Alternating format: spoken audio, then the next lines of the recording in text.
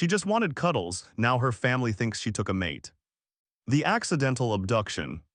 Thea Marshall sat alone in the museum's basement storage room, her strawberry blonde hair pinned back in a messy bun as she carefully examined the strange crystalline artifact under the harsh fluorescent lights. As the senior curator of extraterrestrial objects at the New England Museum of Cosmic History, she'd handled countless unusual pieces, but this one, recently donated by an anonymous benefactor, was unlike anything she'd ever seen. "What are you?" she whispered, rotating the translucent object in her gloved hands. It resembled a teardrop made of opal, with swirling colors that seemed to move beneath its surface. According to the sparse documentation, it had been discovered in a meteorite crater in Iceland. Standard tests had revealed nothing about its composition. Thea glanced at her watch. 11:30 p.m. Another late night at the museum, another evening of choosing work over anything resembling a social life. Her colleagues had invited her to join them for drinks hours ago, but cataloging the new acquisitions had seemed more appealing than forced small talk over overpriced cocktails. "At least you don't expect me to laugh at bad jokes," she told the artifact, setting it down on the examination table to take some notes. The moment her pen touched paper, the crystal began to hum. Thea looked up startled as a soft blue glow emanated from within the object. "That's not supposed to happen," she murmured, reaching for it cautiously. The moment her fingers made contact, the glow intensified exponentially, bathing the storage room in brilliant azure light. "What the?" Thea tried to drop the crystal, but her fingers seemed fused to its surface. The light pulsed in rhythm with her quickening heartbeat as it expanded outward, engulfing her completely. Pain shot through her body as reality warped around her. The storage room, the examination table, even the air itself seemed to collapse inward, folding like origami until nothing remained but blinding light and the sensation of falling through an infinite void. Her scream echoed into nothingness as the world disappeared. Prince Siler Vex stood in his private chambers, his tall, slender frame perfectly still as he awaited the arrival of his requested acquisition. His iridescent blue skin shimmered faintly under the ambient light, the luminescent patterns along his temples dimmed to an appropriate level of calm anticipation. "Your Highness," the artificial voice of his chamber system announced, "your requested acquisition has arrived." Zyler allowed himself a small, controlled smile, the maximum expression permitted by the Luminary Council's emotional protocols. For 342 consecutive days, he had performed his royal duties with perfect precision, attending council meetings, ceremonial appearances, and scientific symposiums without deviation. The therapeutic companion he had ordered would provide appropriate sensory stimulation without triggering unregulated emotional responses. "Proceed with transfer," he commanded. The delivery portal in the center of his chamber hummed to life, a shimmering disk of energy expanding to receive the package. Zyler dismissed the quantum calculations he had been reviewing and rose to his feet, straightening his silver ceremonial attire. Instead of the expected small comfort device, the portal violently pulsed and spat out something large and chaotic. Zyler stumbled backward as a creature tumbled onto his floor, limbs flailing, clutching a writing implement in one hand. "What in the celestial convergence?" he gasped, immediately nodding the emotional outburst with concern. The creature pushed itself up on its arms. It was covered in varying fabrics, had copper-colored hair styled in a peculiar arrangement, and possessed skin in a shade of beige he had only seen in historical documents. "Where am I?" it mumbled in a language his translator immediately processed. The creature's eyes, an unusual shade of amber, focused on him, widening in shock. "Oh my God." Zyler's hand moved instinctively to the emergency communication panel on his wrist. "Wait," the creature held up its hands. Don't call security or whatever, I'm not dangerous, just extremely confused." Zyler's analytical mind processed the situation rapidly. This must be his therapeutic companion, though clearly there had been an error in the specifications. It was much larger than anticipated, more vocally expressive, and appeared to possess cognitive functions beyond the basic empathy programming he'd ordered. "You are my assigned comfort entity," he stated, regaining his posture, "though there appears to have been a delivery error regarding your parameters." The creature scrambled to its feet, revealing itself to be shorter than him by at least 25 centimeters. "I'm not anybody's comfort entity," it said firmly. "I'm Thea Marshall, curator at the New England Museum of Cosmic History. I was examining an artifact in my lab and now I'm—" She spun around, taking in the crystalline architecture, the hovering furnishings, the panoramic view of iridescent spires outside the transparent wall. "Definitely not in New England anymore." "New England," Zyler repeated, accessing his knowledge database. "Earth terrain designation, primitive technological sector." He tilted his head. "You are a human specimen." Specimen, Thea backed up until she hit a wall. No, not a specimen, just a person. A regular person who would very much like to go home now. That will not be possible, Zyler informed her, maintaining the calm, measured tone prescribed for unexpected situations. The interdimensional acquisition portal is unidirectional. The return protocol requires authorization from multiple governmental divisions. Thea's face contorted into an expression Zyler found difficult to categorize. Was it distress? Anger? His emotional recognition training had been deliberately limited by his instructors. "You've got to be kidding me," she said, sliding down the wall until she was sitting on the floor. "I'm stuck on an alien planet with a blue man who talks like he swallowed a thesaurus." Zyler approached cautiously, studying her with clinical interest. "Your coloration is also unusual to me, and your communication style is unnecessarily complicated by emotional modulation." He knelt down to her level, maintaining an appropriate distance of 1 meter. "I am Prince Zyler Vex of the Sovereign Stellar System of Lumina. You are now in my custodial care." Thea stared at him, then burst into laughter, a sound his translator labeled as expression of amusement or hysteria. "Prince," she repeated, wiping her eyes. "Of course you are, because this day couldn't get any weirder." She looked at him more carefully. "You're really blue, like all over." "My epidermal pigmentation is standard for the royal bloodline," he replied stiffly, uncomfortable with her direct assessment. "And what's with the glowy bits?" She gestured toward the luminescent patterns that traced along his temples and down his neck, disappearing beneath his collar. "Bioluminescent indicators of physiological status," he explained. "All luminans possess them, though royal patterns are more elaborate." Thea nodded slowly. "Right, cool, just chatting with a glowing blue alien prince, totally normal Tuesday." She examined the pen still clutched in her hand. "At least I've still got my favorite pen, that's something." "Is that a ceremonial object?" Zyler inquired, genuinely curious about the small implement. Thea looked at the fountain pen and laughed again. "Yeah, sure, very ceremonial, used in the sacred ritual of cataloging boring objects while everyone else has a social life." Zyler's brow furrowed. "Your explanations contain contradictions. This complicates my assessment of your purpose and functionality." "My purpose?" Thea pushed herself up from the floor. "Look, Your Highness, I don't have a purpose here. I was accidentally teleported or whatever. I'm not supposed to be here and you weren't expecting me. So how about we call whoever's in charge of your alien FedEx and get me sent back?" Zyler stood as well, maintaining his distance.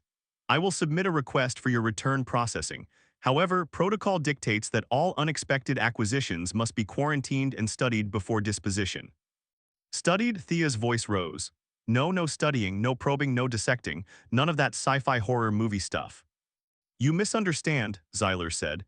"I am merely required to document your behavioral patterns and biological functions. Invasive analysis would damage royal property." "Property?" Thea's face flushed red. "I'm not property, I'm a person." Zyler felt something unexpected, a faint flutter in his chest that his implant quickly suppressed. The human's emotional display was remarkably unfiltered. He'd never witnessed such raw expression outside of historical documents about the pre-regulated era. "Semantic distinctions are irrelevant to your current status," he said, his voice cooler than before.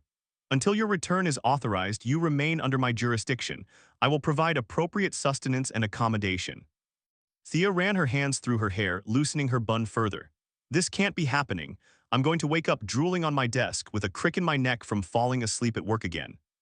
Zyler accessed his chamber's control panel with a gesture. "The adaptation quarters are preparing. You will find the environment suitable for your biological needs." "What if I don't want to go to your adaptation quarters?" Thea challenged, crossing her arms. "What if I just walk out that door and find my own way home?" "The security systems would identify you as an unauthorized entity and neutralize you," Zyler replied, his expression unchanged but his luminescent markings pulsing slightly brighter. "Additionally, the atmospheric composition outside the royal complex contains elements toxic to Earth physiology." Thea's shoulders slumped. "Fantastic, so I'm trapped in an alien palace with a robot prince who thinks I'm his pet." "I am not a robot," Zyler corrected. "I am a biological entity with technological enhancements as are all civilized luminans, and you are not a pet. You are a therapeutic companion specimen." "That's not better," Thea threw her hands up. "Listen, Prince, I'm a curator from Boston. I have an apartment, bills to pay, a cat who needs to be fed. I can't just disappear into space." The mention of her occupation triggered Zyler's curiosity. "Curator, you preserve historical objects." "I study them, categorize them, create exhibitions." Her tone softened slightly. I specialize in objects believed to be of extraterrestrial origin, ironically. Why did you choose this function? Xyler asked. Thea's jaw tightened. Because objects don't disappoint you, they don't leave, they tell consistent stories if you know how to listen. She stopped abruptly. Not that it matters now. Xyler noted the shift in her demeanor with interest. Your attachment to inanimate objects suggests emotional substitution patterns. Says the guy who ordered a therapeutic companion because he can't have real relationships, Thea shot back. Emotional interactions are inefficient and unpredictable, he dismissed, though something about her observation unsettled him. The adaptation quarters are ready, please follow.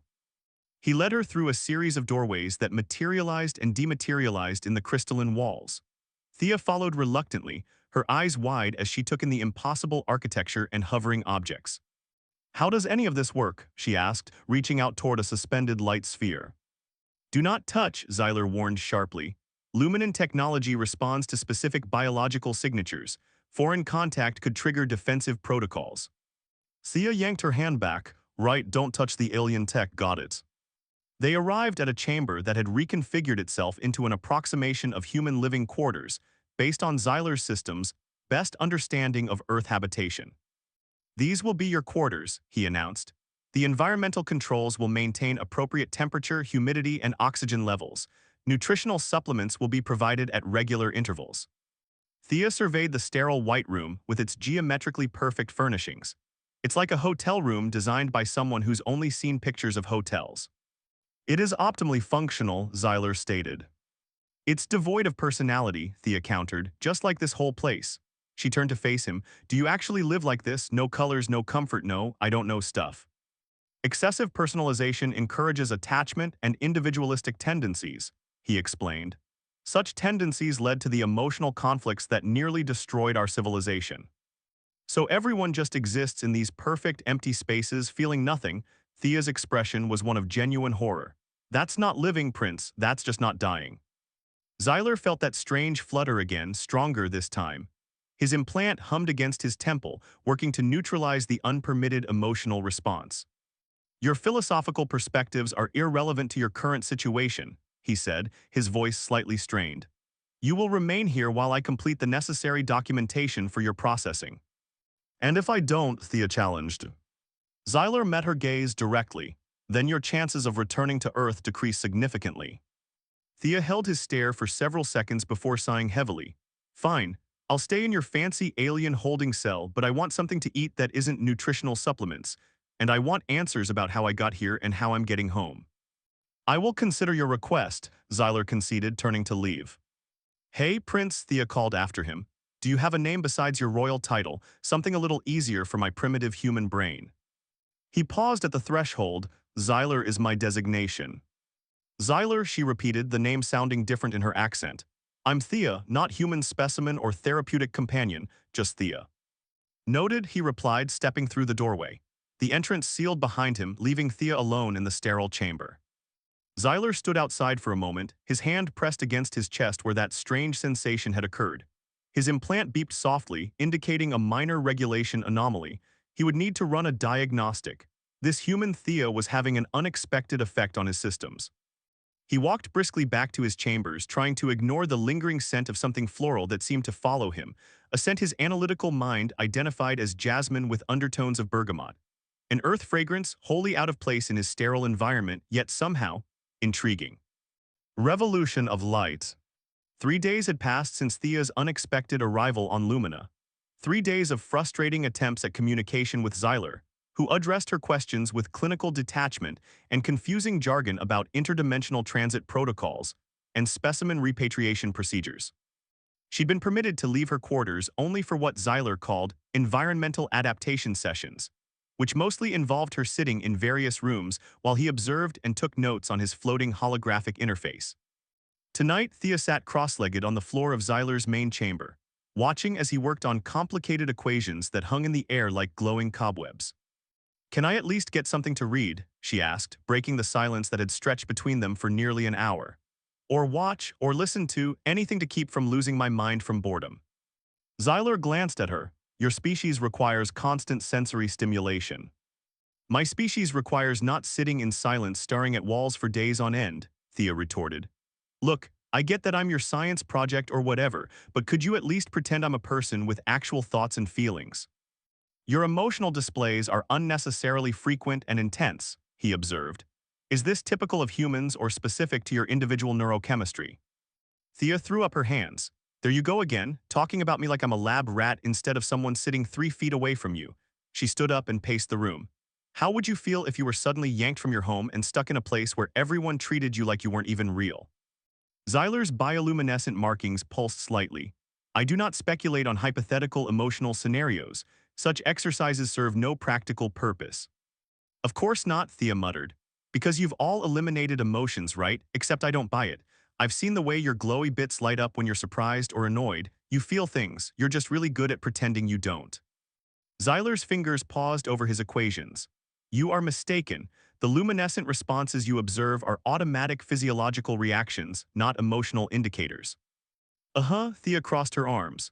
So if I did this, she made an exaggerated face, crossing her eyes and sticking out her tongue, it wouldn't bother you at all. Zyler stared at her, his expression unchanged but his markings definitely glowing brighter. Your behavior is juvenile and inappropriate. But it doesn't bother you, right? Thea pressed, stepping closer, because you don't have emotions. Proximity restriction, he said stiffly, taking a step back. Maintain appropriate distance. Why? Thea challenged. If you don't have emotions, what does it matter how close I stand? It is protocol, he insisted, his voice slightly higher than usual. Protocol? Thea repeated mockingly. Everything's protocol with you people. Don't feel, don't touch, don't live, just follow protocol until you die, having experienced absolutely nothing real. Our civilization has thrived for millennia under these guidelines, Zyler countered, his markings now pulsing visibly. We have eliminated war, crime, and suffering. And joy and love and excitement and everything else that makes life worth living, Thea shot back. You haven't eliminated suffering, Prince. You've just numbed yourself so completely you can't even recognize what you're missing. Zyler's implant hummed audibly now, working overtime to regulate his unexpected physiological responses. This conversation is counterproductive. You will return to your quarters. No, Thea said flatly. I'm done being your obedient pet. Either treat me like a person or, she faltered, realizing she had no leverage. Or what? Zyler asked, genuine curiosity in his tone. Thea deflated slightly. I don't know, but I'm tired and I'm homesick and I just want someone to talk to me like I matter. Something in her expression seemed to reach past Zyler's careful control. His features softened almost imperceptibly. The repatriation process is complex, he said, his voice gentler than before. Your arrival was unprecedented. There are no established protocols for your situation. Then make something up, Thea suggested, sitting down heavily on a hovering platform that adjusted to her weight. You're a prince, right? Don't you have any authority around here? My status grants me certain privileges, but I am still bound by the council's regulations, he explained, dismissing his equations with a wave. However, I will attempt to expedite your case. Later that night, after endless discussions about Earth and Lumina and the fundamental differences between their societies, Zyler found himself growing unusually fatigued. His regular regeneration cycle wasn't due for another 6 hours, but his energy levels were depleting rapidly. I must enter rest mode, he announced, interrupting Thea's explanation of something called museum curation ethics. Oh, she said, looking around, should I go back to my room? Zyler considered the protocol, then made a decision. You may remain. The security system will alert me if you attempt to access restricted areas. He settled onto his rest platform, which molded itself to his form. Thea sat awkwardly on the floor nearby. Don't you have, like, a couch or something? She asked. The floor isn't exactly comfortable. Comfort is not a priority in Luminan design, he murmured, his eyes already closing. Of course it isn't, Thea said, leaning back against the wall. As Zyler drifted into his regeneration cycle, his consciousness dimming, he was vaguely aware of Thea's quiet breathing nearby. It was strange having another being so close during his vulnerable period, yet somehow not as disturbing as protocol suggested it should be. Dreams were rare for Luminans. Their regulated minds typically shut down completely during rest. But tonight, fragments of images flickered through Zyler's consciousness. Earth as Thea had described it, with green plants growing wild instead of in controlled environments, water falling from the sky instead of being precisely dispensed, and warmth undefined but persistent spreading through his body. In his sleep, Zyler shifted, his regeneration platform moving with him. He turned toward the source of that imagined warmth, his body seeking it unconsciously. Thea, who had finally dozed off sitting up against the wall, was startled awake by something pressing against her side. She opened her eyes to find that Xyler's rest platform had somehow extended toward her, and he was now curled beside her, his head resting against her shoulder. Prince, she whispered, afraid to move. Your personal space protocols are kind of failing right now. He didn't respond, deep in his regeneration cycle. But as she watched, something extraordinary happened. Where his blue skin pressed against her, a soft glow began to emanate, not the controlled pulses of his facial markings, but a diffuse luminescence that spread across his entire form. Whoa, Thea breathed, fascinated. You're lighting up like Times Square on New Year's Eve. The glow intensified, bathing the entire chamber in gentle blue light. Thea tentatively raised a hand, hesitating just above his shoulder. All the warnings about not touching Luminan technology echoed in her mind. But Xyler wasn't technology, no matter how much his society tried to make him into something mechanical. Gently, carefully, she placed her hand on his shoulder. The effect was immediate and dramatic. Xyler's entire body flared with light, the luminescence pulsing in waves from the point of contact. His eyes flew open, wide with shock and something else, something that looked remarkably like wonder. What is happening? He gasped, staring at his glowing skin. What did you do? Thea quickly removed her hand. Nothing, you moved next to me in your sleep. I didn't touch you until just now, I swear. Xyler scrambled away from her, his entire body trembling as the glow slowly faded. This is impossible. He pressed his hand to his temple where his implant was visibly pulsing, trying to regulate whatever was happening to him. Unauthorized physiological response. Containment failing. Hey, are you okay? Thea stood, concerned by his obvious distress. Is this like an allergic reaction or something? No, he whispered, his voice filled with something she'd never heard from him before, fear. This is something else, something forbidden. He stared at his hands as the last of the glow faded, leaving only his normal markings pulsing rapidly with his accelerated heartbeat. What's forbidden? Thea asked carefully, keeping her distance. Xyler raised his eyes to hers, and for the first time since she'd arrived, his expression was completely unguarded. Failing, he said simply, I felt something when you touched me, something real. Xyler sat rigidly across from Thea in his private chambers, his blue fingers tapping a nervous rhythm on the crystalline table between them. 3 days had passed since the incident, as he insisted on calling it. 3 days of him avoiding her gaze, keeping precise distances between them, and speaking in clipped, formal sentences that revealed nothing. But his skin betrayed him. Every time Thea entered the room, a subtle glow rippled beneath his blue surface, like lightning beneath storm clouds. We need to talk about what happened, Thea said, leaning forward. Xyler flinched backward. There is nothing to discuss. A temporary malfunction in my regulatory systems. The technicians have adjusted my implant settings. Bullshit, Thea replied, crossing her arms. You've been avoiding me for days, and every time I get within 10 feet of you, you light up like a Christmas tree. I am unfamiliar with this Earth reference, he said stiffly. It means you're glowing right now, Thea pointed out. Look at your hands. Xyler glanced down. Sure enough, a soft luminescence pulsed beneath his skin. He quickly tucked his hands beneath the table. A residual effect, he insisted. It will pass. Thea shook her head. You're scared, I get it, but lying about it isn't helping either of us. I am not experiencing fear. Fear is an emotional response that your fancy implant is supposed to suppress. Yeah, I know the script, Thea cut in, but something's happening to you, something your tech can't control, and I think deep down you're curious about it. A flash of something interest perhaps flickered across Xyler's face before he composed himself. Curiosity is permitted within prescribed parameters. Thea laughed. There's nothing prescribed about any of this. She softened her tone. Listen, on Earth we have a saying, the truth will set you free. Maybe what you're feeling isn't a malfunction. Maybe it's who you really are. That is enough, Xyler stood abruptly, his bioluminescent patterns flaring. I have duties to attend to. The Council is requiring my presence at the harmonic convocation. My genetic matching ceremony preparations begin today. Thea's eyebrows shot up. Genetic what now? Matching ceremony, Xyler repeated, straightening his formal attire.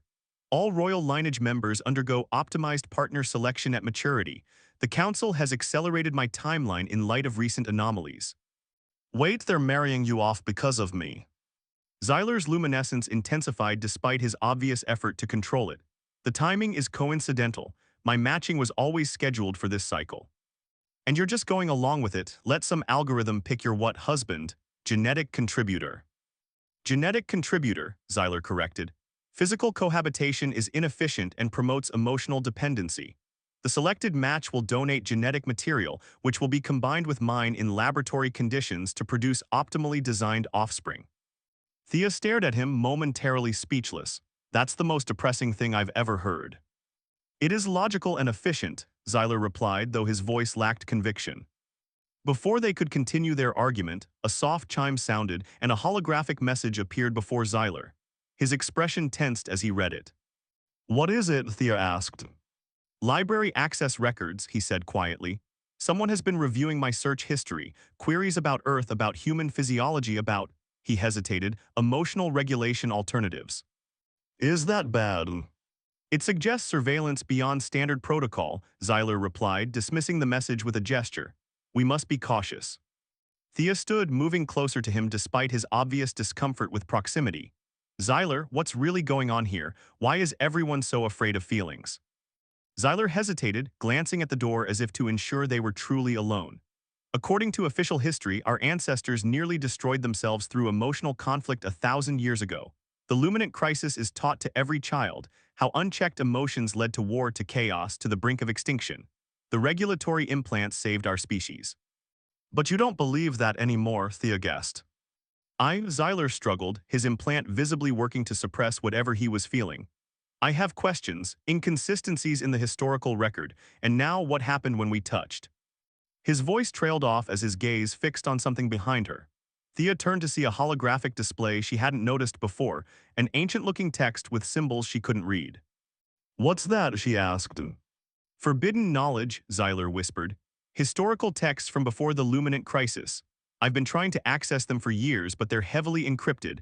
Only members of the High Council have full access." Thea studied the display. "And you're trying to hack into them, Mr. Protocol, breaking the rules."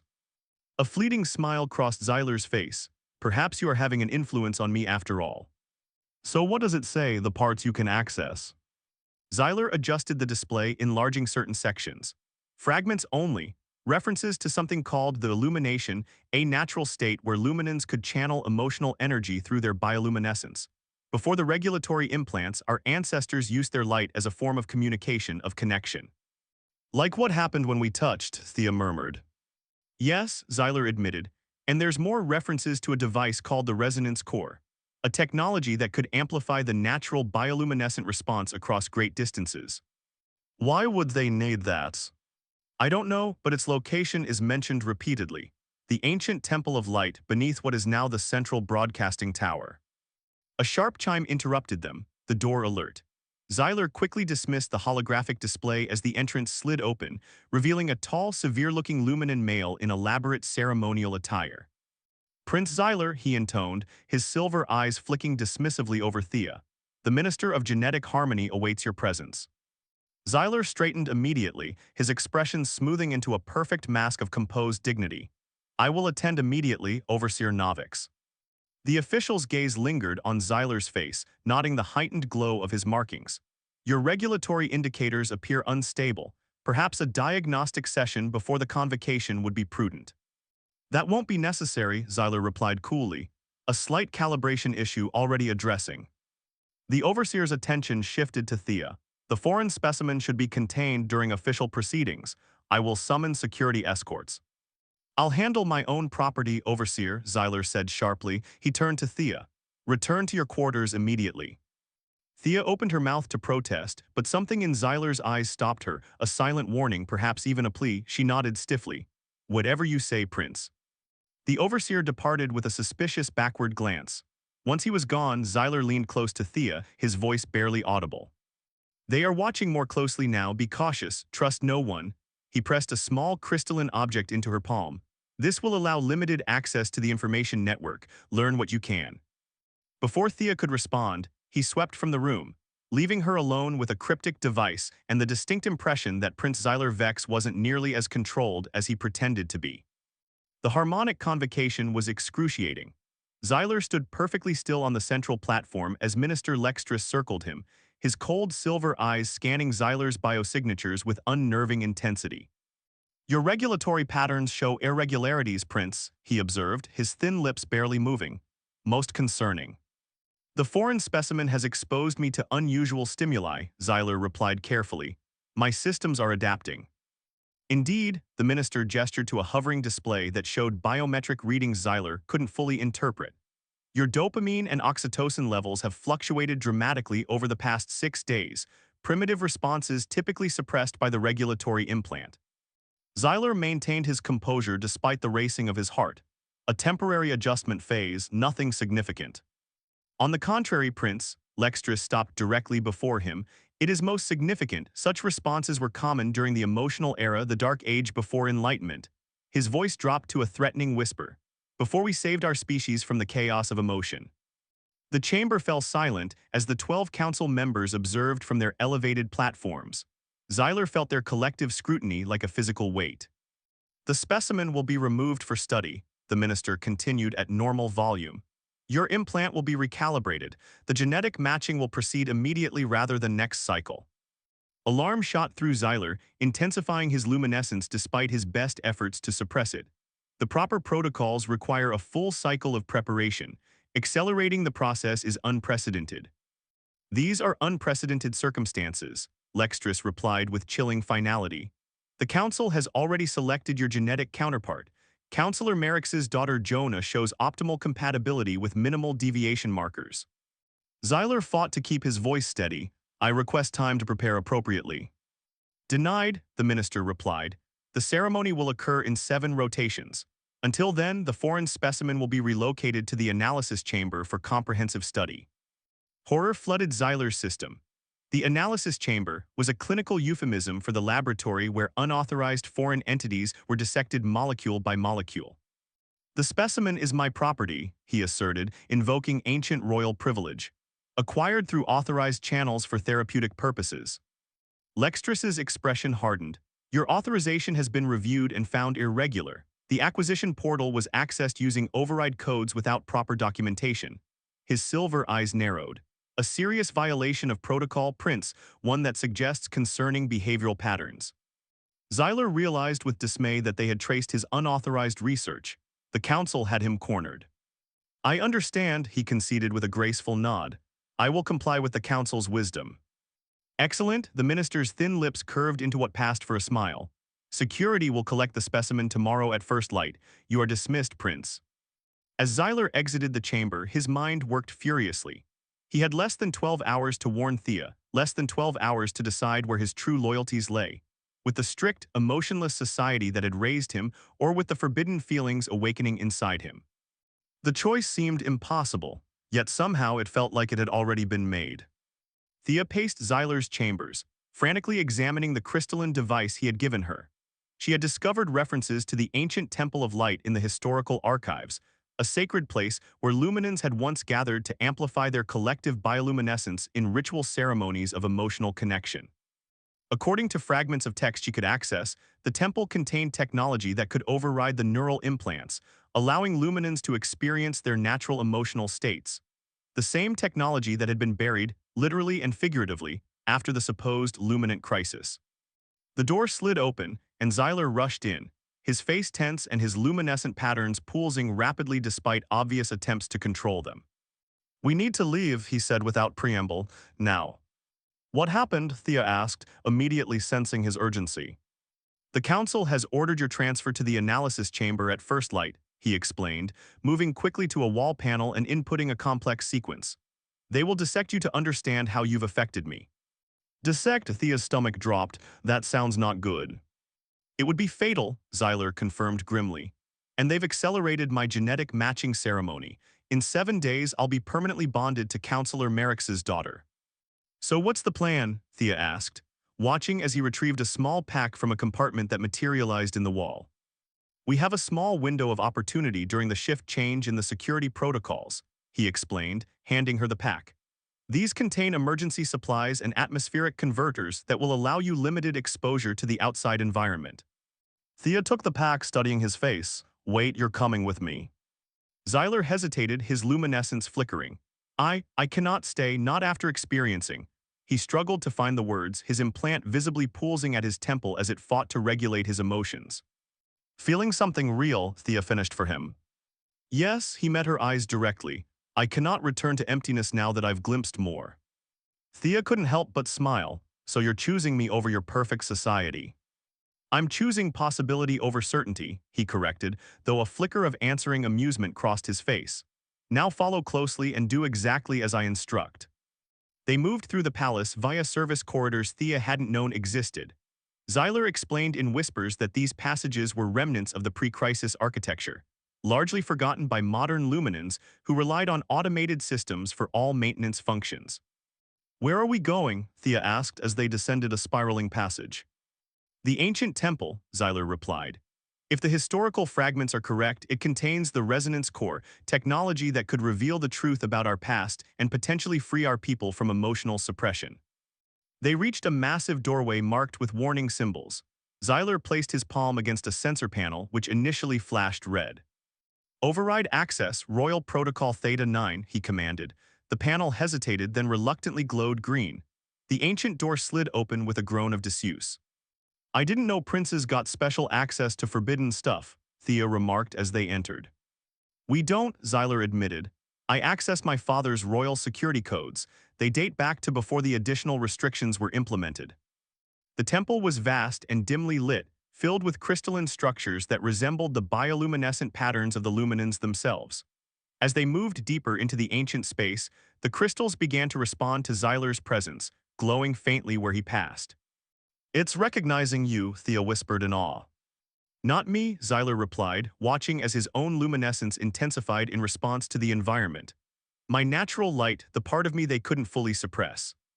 They reached the central chamber, a massive domed space with a circular platform in the center. Ancient symbols covered the walls, telling a story Xyler translated for Thea in hushed tones. Our ancestors used their bioluminescence for more than just physiological indicators, he explained. It was a form of communication, of connection. The brighter the light, the stronger the emotion.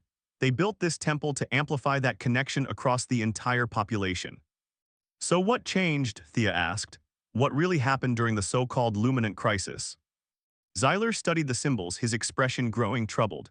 According to this, there was no crisis, at least not as we've been taught. A faction led by the First Council believed that emotional connection made our society vulnerable, unpredictable, difficult to control. They developed the first regulatory implants and presented them as evolutionary advancement. When resistance emerged, they used the resonance core itself to override the natural bioluminescent systems of the population, forcing a planet-wide suppression. They weaponized your own connection against you, Thea realized. That's horrifying.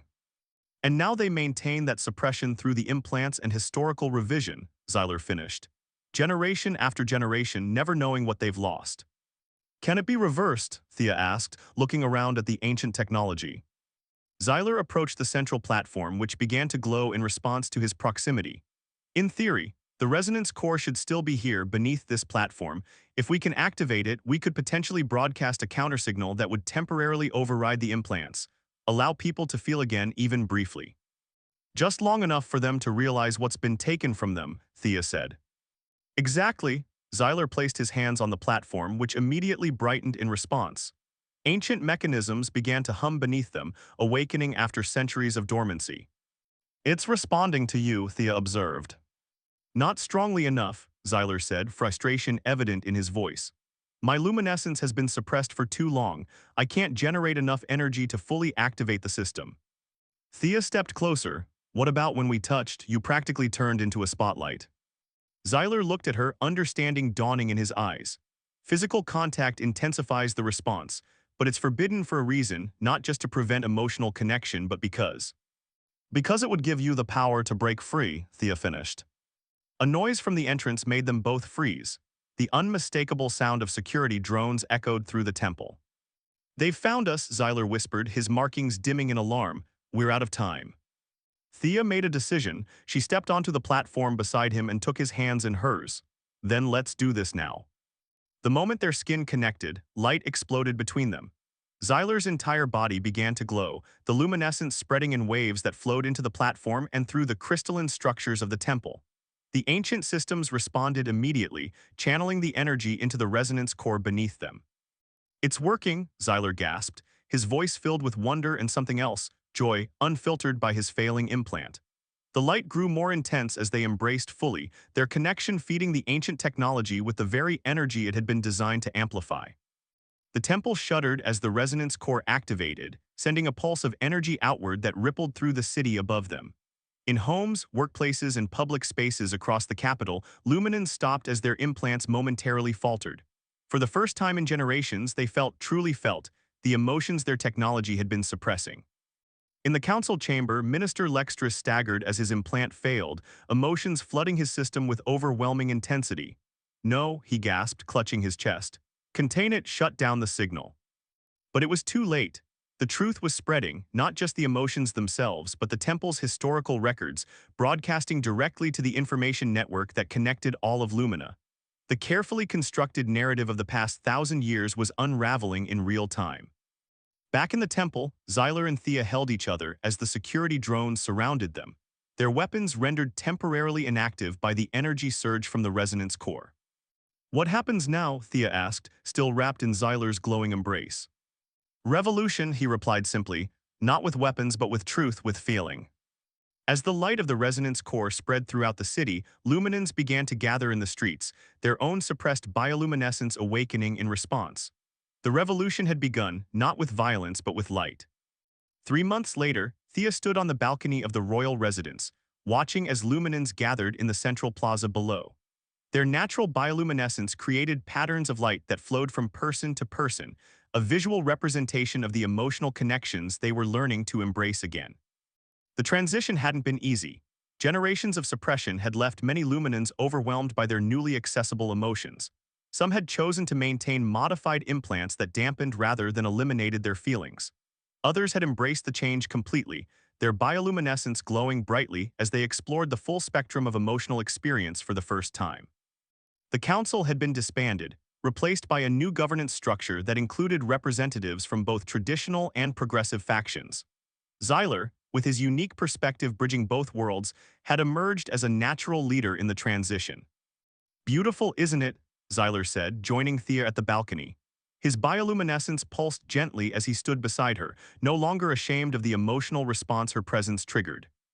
"It really is," Thea agreed, watching the light show below. "They're creating patterns like the ones we saw in the temple, instinctively, without even realizing it." "Some memories run deeper than conscious thought," Xyler said. "The connection was always there, waiting to be rediscovered." Thea turned to face him. "Have your researchers made any progress on getting me home?" Xyler's luminescence dimmed slightly. "Yes and no. We understand the portal mechanics better now, but creating a stable bidirectional connection remains challenging." He hesitated. "Though I admit I've been somewhat relieved by the delay." "Have you now?" Thea asked, a smile playing at her lips. "I would miss our cultural exchange sessions," he said formally, though his glowing skin betrayed his true feelings. "Is that what we're calling it now?" Thea laughed. "Cultural exchange." Xyler's luminescence brightened as he allowed himself to smile openly. "What would you call it?" Thea stepped closer, taking his hand. As always, his skin illuminated at her touch, though he'd learned to modulate the intensity in public settings. "I'd call it finding home in the most unexpected place possible," she said softly. Xyler entwined his fingers with hers, his light pulsing in rhythm with his heart. "When you arrived, you were a mistake, an error in the acquisition system." "Romantic," Thea deadpanned. "But you became something else entirely," he continued, his light intensifying. "You became the catalyst for an entire civilization's awakening, and for my own." Below them, the gathered luminans' collective bioluminescence formed patterns that matched the rhythm of Xyler's glow, a phenomenon scientists were still struggling to explain, but that the ancient records had named resonant illumination, the synchronization of light between emotionally connected individuals. Hand in hand, they watched as the lights of the city pulsed with the rhythm of genuine feeling. The path ahead remained uncertain. Cultural reformation was never simple, and resistance to change persisted in many quarters. The question of Thea's eventual return to Earth hung between them, unresolved. But for now, in this moment, they stood illuminated by a connection that had transcended worlds. A bond formed between two beings who had found each other across impossible distances, and in doing so had changed the course of history. In the end, that was what revolution really meant. Not the destruction of what came before, but the illumination of what had always been there, waiting beneath the surface for the courage to shine.